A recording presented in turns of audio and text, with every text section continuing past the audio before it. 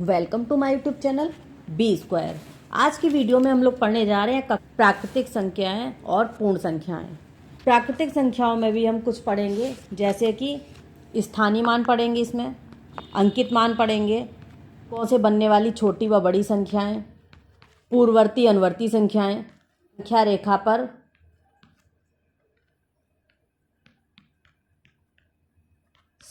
रेखा पर प्राकृतिक व पूर्ण संख्याओं को दर्शाना,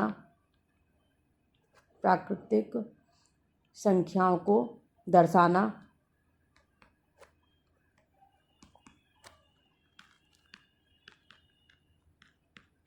तो इस तरीके से हम प्राकृतिक व पूर्ण संख्याएं का पूरा चैप्टर कंप्लीट कर लेंगे और इसकी एक्सरसाइज भी हम आगे देखेंगे। तो चलिए देखते हैं कि कैसे हम इसे कैसे प्राकृतिक संख्याएं शुरू करते हैं। इसमें हम इसके एक एक बेसिक को जानेंगे। सबसे पहले हम क्या जानेंगे? संख्याएं। कितनी वस्तुएं हैं, इसका हमें जैसे भी पता चलता है उसे संख्याएं कहते हैं। संख्याएं क्या है? कितनी वस्तुएं हैं का जिससे बोध होता है वो है हमारी संख्याएं। तो संख्याओं को हम संकेतों द्वारा प्रदर्शित करते हैं, जैसे कि 1, 2, 3, 4। ये क्या है? 5, 6, 7, 8, 9, 2, 3, 4, 5, 6, 7, 8, 9। ये क्या है? ये हमारे संख्याओं के संकेत हैं। तो इस तरीके से ये हमने संख्याएं जाना। और संख्याओं में अब हम आगे देख लेते हैं कि सबसे छोटी संख्या कौन सी हो जाएगी। इनमें सबसे छोटी संख्या हमारी कौन सी है?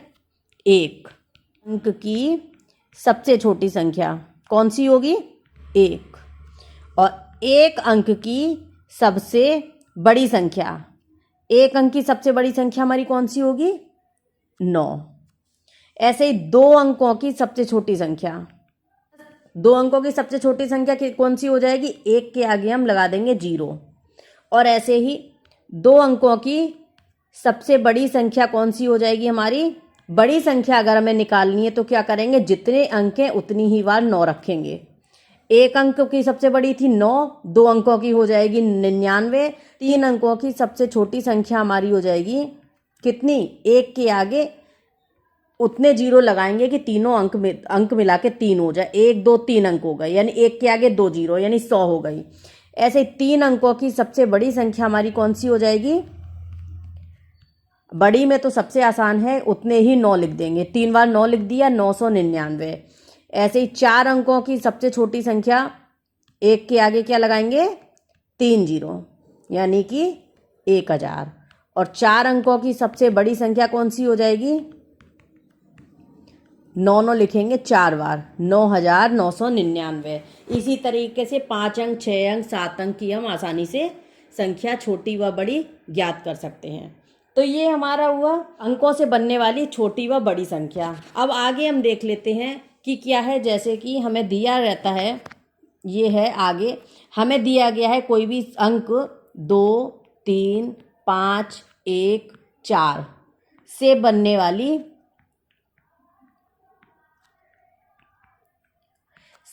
बड़ी व छोटी संख्या, से बनने वाली बड़ी व छोटी संख्या हमें निकालनी है। तो ये हम कैसे निकालेंगे? तो इसके लिए क्या है, बड़ी संख्या निकालने के लिए हम क्या करेंगे?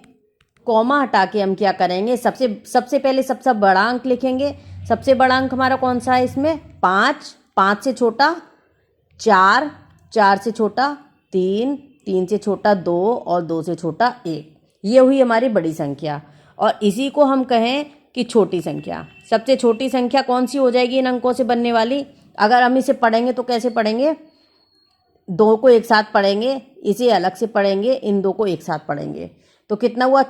और इसे पढ़ेंगे 100, इसे पढ़ेंगे 1000 और इसे एक साथ 21 पढ़ेंगे। तो कितना हुआ? 21, 54,321। ठीक है।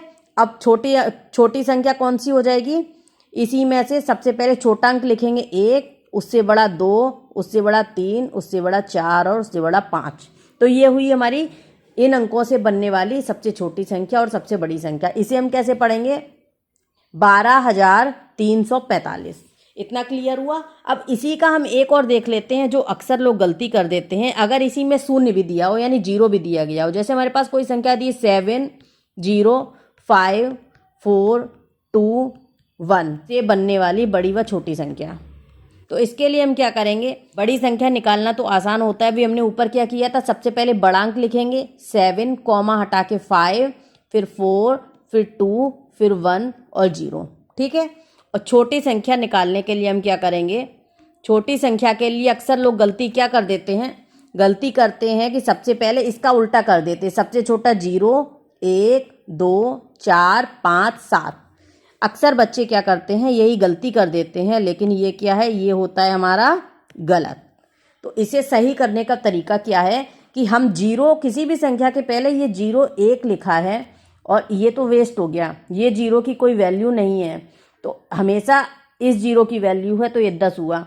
तो कोई भी 0 हो हमेशा पहले पे ना हटा के लगा के उसे दूसरे पर लगाएंगे। तो सबसे छोटी संख्या क्या हो जाएगी, 1, 0, 2, 4, 5, 7। अगर 1,02,457। ठीक है। इस तरीके से हमने अंकों से बनने वाली छोटी व बड़ी संख्या सीख लिया है। अब आगे देखते हैं कि प्राकृतिक संख्या क्या होता है। प्राकृतिक संख्या होता है गिनती, ऐसी संख्याएं जिनसे हम गिनती करते हैं वो हमारी कहलाती है प्राकृतिक संख्याएं। तो प्राकृतिक संख्याएं हमारी कौन कौन सी हो जाएंगी, 1, 2, 3, 4, 5, 6 और ऐसे इनफाइनाइट तक। यानी कि हम जितनी भी गिनती आगे जितनी भी संख्याएं सबसे हम गिनती कर सकते हैं। इसे हम बोलते हैं अनंत, जिसकी कोई गिनती नहीं है। ठीक है। ये सब हमारी प्राकृतिक संख्याएं हैं। और प्राकृतिक संख्या में एक चीज़ हम क्या पढ़ेंगे, अनुवर्ती संख्याएं और पूर्ववर्ती संख्याएं। अनुवर्ती संख्या और पूर्ववर्ती संख्या, ये क्या होता है हमारा, अनुवर्ती संख्या किसे कहते हैं, किसी संख्या में एक जोड़ने पर अगर हमसे बोला गया कि 5 की अनुवर्ती संख्या कौन सी हो जाएगी, तो उसमें हम क्या करेंगे, 1 जोड़ देंगे। उसमें क्या करेंगे, 1 जोड़ देंगे, यानी 6 आ गए। ठीक है। हम बोले 8 की, यहाँ 100 है बीच में, 100 की अनुवर्ती संख्या क्या हो जाएगी, +1 करेंगे तो हमारे पास कितना आएगा, 101। और पूर्ववर्ती संख्या हमारा क्या होता है, किसी संख्या में जैसे हमें 5 की पूर्ववर्ती, जिसे हम 5 की पूर्ववर्ती संख्या, पूर्ववर्ती मतलब पहले की, एक पहले की, पूर्ववर्ती संख्या के लिए हम क्या करेंगे, 1 उससे माइनस करते हैं। यहाँ 1 हमने प्लस किया था, पूर्ववर्ती में 1 करेंगे माइनस, यानी 5 में से 1 गया 4। तो 5 की पूर्ववर्ती कौन सी हुई, 4। तो इस तरीके से हम अनुवर्ती और पूर्ववर्ती संख्या ज्ञात कर सकते हैं।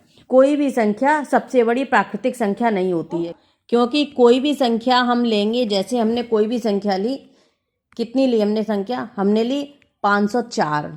क्या 504 सबसे बड़ी होगी, क्यों नहीं होगी, क्योंकि इसकी अनुवर्ती क्या हो जाएगी, 505। तो इससे बड़ी 505 हो गई। कोई भी संख्या हम ले तो उसकी अनुवर्ती हमेशा उससे बड़ी होगी। तो ये एक बहुत ही इंपॉर्टेंट नियम है। तो ये हो गई हमारी प्राकृतिक संख्याओं की पूर्ववर्ती और अनुवर्ती संख्याएं। अब आगे हम देखने जा रहे हैं पूर्ण संख्याएं। ये हमारा हो गया प्राकृतिक संख्याएं। अब हम पढ़ने जा रहे हैं पूर्ण संख्याएं। पूर्ण संख्याएं क्या होती हैं, उसके लिए हमें क्या प्राकृतिक संख्याएं पता होना चाहिए। प्राकृतिक संख्याएं अभी हमने ऊपर पढ़ाया था, क्या था, ऐसी संख्याएं जिनसे हम गिनती कर सकते हैं वो हमारी होती हैं कैसी, प्राकृतिक संख्याएं। तो यही हमने बताया था, प्राकृतिक संख्याएं 1 से लेके इनफाइनाइट तक होती हैं, यानी अनंत तक होती हैं। अगर हम इसी प्राकृतिक संख्या में आगे 0 और लगा दें तो 0 से लेके अनंत तक की संख्याएं हमारी कौन सी होती हैं, पूर्ण संख्याएं।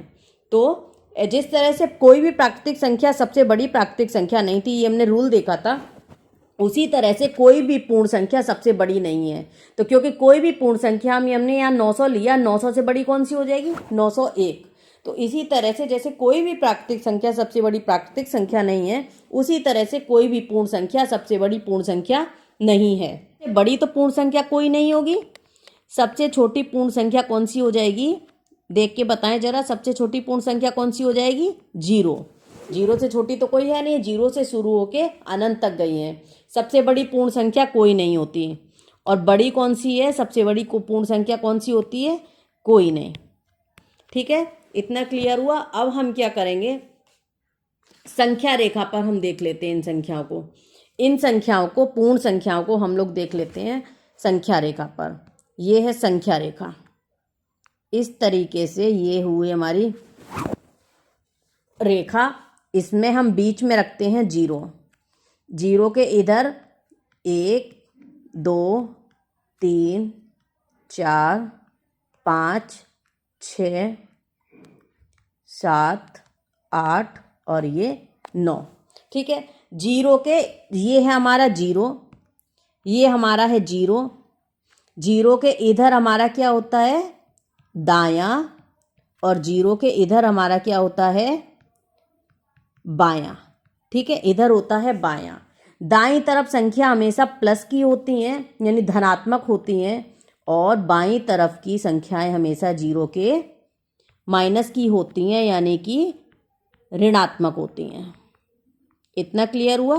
और ऋणात्मक संख्याओं को हम देख लेते हैं कैसे लिखते हैं। ये -1, -2, -3, -4, -5, -6, -7, -8 और ये हो गया -9।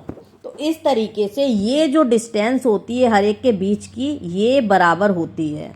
ये जो डिस्टेंस होती है दो खाने की, इधर और इधर, ये आपस में बराबर होती है। और जीरो एकदम बीच में होता है। जीरो के दाईं तरफ धनात्मक संख्याएं होती हैं और जीरो के बाईं तरफ ऋणात्मक संख्याएं होती हैं, यानी माइनस की होती हैं।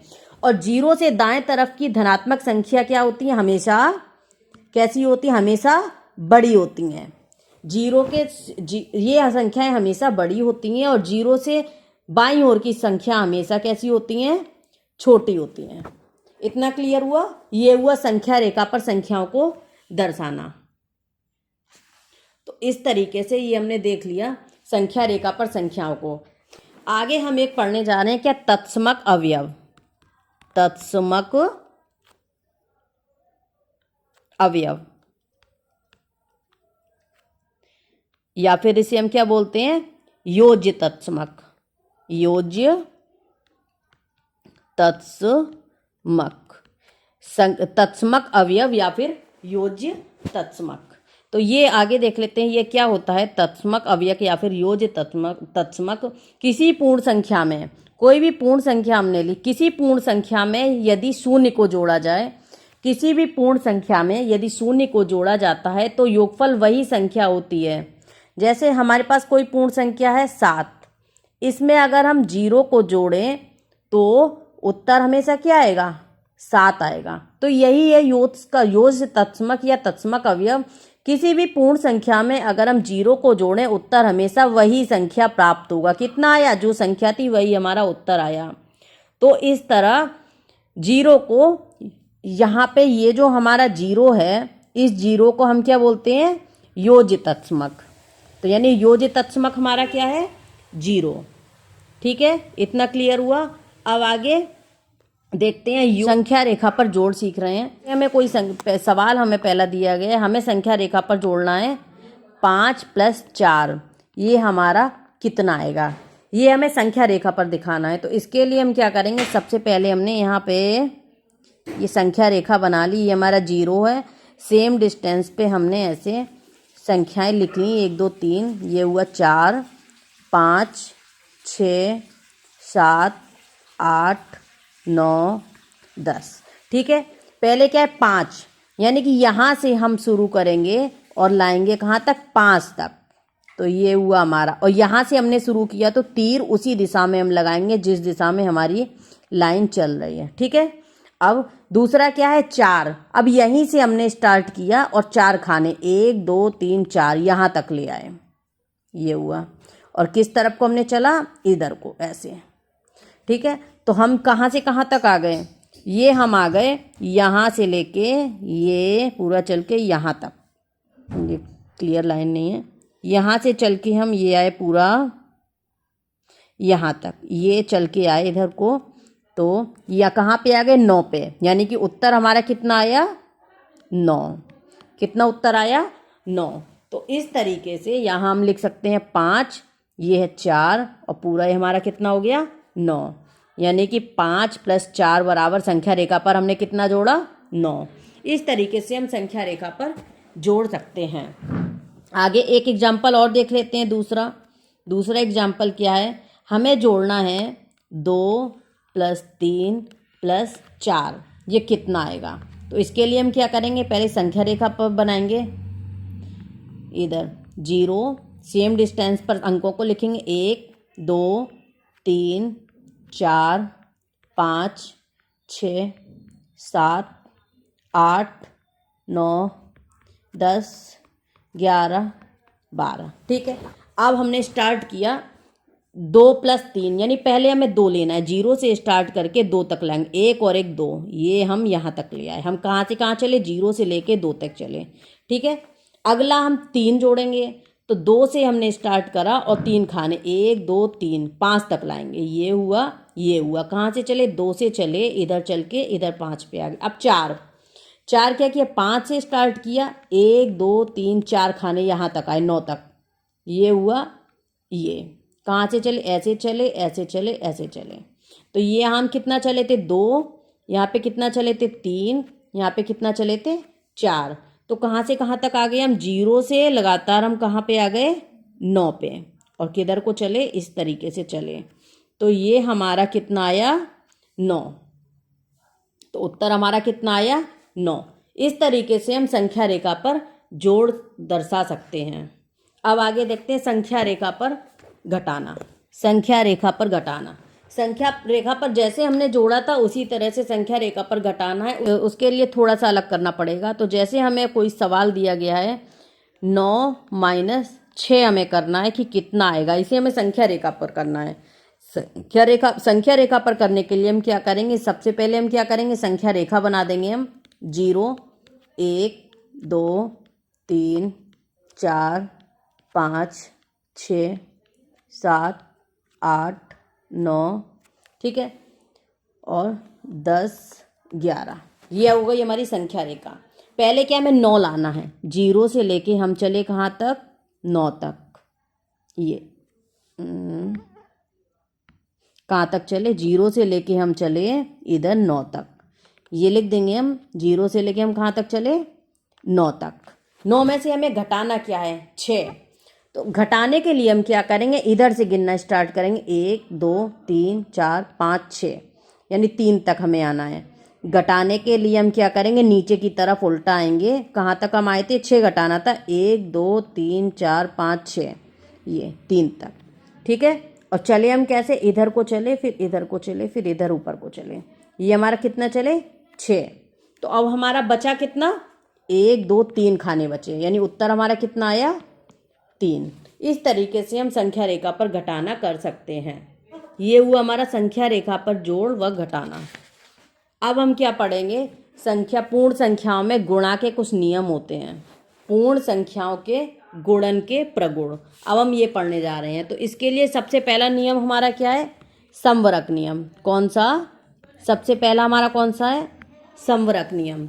समवरक नियम के लिए क्या है हमारा, गुणा का समवरक नियम क्या है, किन्हीं भी पूर्ण संख्याओं का, कोई पूर्ण संख्या 5 ली और एक पूर्ण संख्या हमने ली 3, तो इनका जो उत्तर आएगा 15 आया, वो हमेशा एक पूर्ण संख्या आएगा।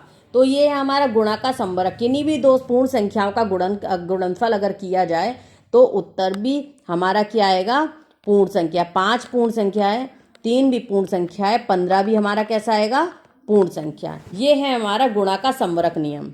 और दूसरा हमारा क्या है, गुणा का क्रम विनिमय नियम। क्रम विनिमय नियम, गुणा का क्रम विनिमय नियम क्या है, क्रम विनिमय मतलब क्रम बदलना।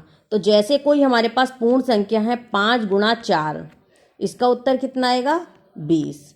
इसका क्रम बदल दें, यानी 4 पहले कर दें 5 बाद में कर दें, तब भी उत्तर हमारा कितना आ रहा है, 20। तो इस तरीके से 5 × 4 बराबर किसके होगा, 4 × 5 के, दोनों का उत्तर तो बराबर ही आ रहा है। तो इस तरीके से ये हमारा हुआ। अगर हम पूर्ण संख्याओं के क्रम को बदलकर गुणा करें तो वो आपस में बराबर आता है। ये हो गया गुणा का क्रम विनिमय नियम। अब तीसरा हम देख लेते हैं क्या है, तीसरा है शून्य का गुणन प्रगुण। कौन सा, ये है हमारा शून्य का गुणन प्रगुण। तो इसमें क्या है, किसी भी पूर्ण संख्या में अगर हम 0 से गुणा करें तो उत्तर हमेशा 0 ही आता है। कोई भी पूर्ण संख्या हमने ली 8 में अगर हम 0 से गुणा करें, किससे, शून्य का गुणन प्रगुण में जरूरी है कि 0 से गुणा करेंगे। अगर हम 0 से गुणा करेंगे तो उत्तर हमेशा कितना आएगा, 0। कोई भी बड़ी संख्या हम ले लें, 762 हमने लिया, इसमें अगर हम 0 से गुणा करेंगे तो उत्तर हमेशा 0 आएगा। तो ये है हमारा शून्य का गुणन प्रगुण। अब चौथा हम देख रहे हैं, चौथा क्या है हमारा, गुणन का तत्समक अवयव। गुणन का तत्समक अवयव क्या है? गुणन का तत्समक अवयव के लिए क्या है? किसी भी संख्या को अगर हम किसी भी पूर्ण संख्या को अगर हम 1 से गुणा करें तो उत्तर हमेशा 1 ही आएगा। जैसे हमारे पास कोई, ये गुणन है, जैसे हमारे पास कोई संख्या है 8, 8 में हमने 1 से गुणा किया तो उत्तर कितना आया? 8। तो यही गुणन का तत्समक अवयव है। किसी संख्या में अगर हम 1 से गुणा करें तो उत्तर हमेशा वही संख्या आएगा, यानी 8 आया। हमने कोई संख्या ली 642, इसमें अगर हम 1 से गुणा करें तो उत्तर हमेशा कितना आएगा? वही संख्या, जो संख्या हमने ली है 642। तो इस तरीके से 1 को हम क्या बोलते हैं? 1 को गुणन का तत्समक अवयव कहते। नंबर क्या है हमारा? गुणन का सहचर प्रगुण। गुणन का सहचर प्रगुण क्या होता है? पहली संख्या गुणा दूसरी संख्या प्लस तीसरी संख्या का अगर हम आपस गुणन के सहचर्य नियम से क्या होगा? पहली संख्या का दोनों संख्याओं में अलग अलग गुणा करके आपस में जोड़ने पर उत्तर हमेशा बराबर ही आएगा। ये हो गया हमारा गुणन का सहचर्य प्रगुण। ये हमारा हुआ गुणन का सहचर्य प्रगुण। इसी तरह से गुणन का घटाने का वितरण है। इसी तरह से क्या है? गुणन का घटाने का वितरण। गुणन का घटाने का वितरण। गुणन का घटाने का वितरण क्या है? हमने ऊपर देखा है गुणन संक्रिया का योग का वितरण है। जैसे ये गुणन संक्रिया का सहचर्य प्रगुण है, योग का वितरण है। गुणन का सहचर्य प्रगुण में ये योग का है, ये कहे का है योग का। ऐसे ये गुणन का घटाने का वितरण है।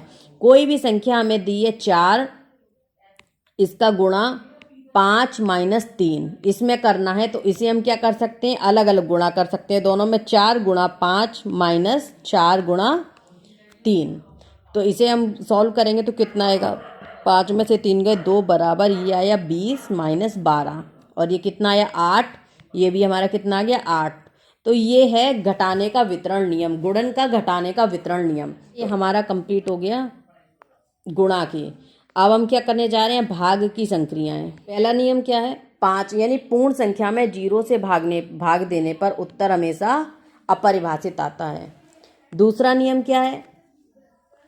किसी भी पूर्ण संख्या में अगर 1 से भाग दिया जाए तो उत्तर हमेशा वही पूर्ण संख्या। 5 में 1 से भाग दिया तो उत्तर क्या आया? 5। ये है दूसरा नियम। तीसरा नियम क्या है? 0 में अगर किसी पूर्ण संख्या से भाग दिया जाए तो उत्तर हमेशा 0 आता है। अब ये चीज़ देख लीजिए, ये दो चीज़ें सेम टू सेम। इसमें अगर 0 से भाग देंगे तो उत्तर अपरिभाषित आएगा। अगर 0 में 5 से भाग देंगे तो उत्तर 0 आएगा। क्या है? किसी भी पूर्ण संख्या में उसी पूर्ण संख्या से भाग देने पर, यानी 5 में 5 से भाग देने पर उत्तर हमेशा 1 आएगा। ये जो नियम है ये है भाग के नियम, ये है पूर्ण संख्याओं के भाग के नियम। तो इस तरीके से हमारा क्या है? पूरा चैप्टर प्राकृतिक संख्याएं और पूर्ण संख्याएं कंप्लीट हो चुका है। इसकी एक्सरसाइज नेक्स्ट वीडियो में सॉल्व करा देंगे। अगर आपको वीडियो अच्छी लगी हो तो चैनल को सब्सक्राइब करिए, वीडियो को शेयर करिए और लगातार चैनल पर बने रहिए। Thanks for watching my video.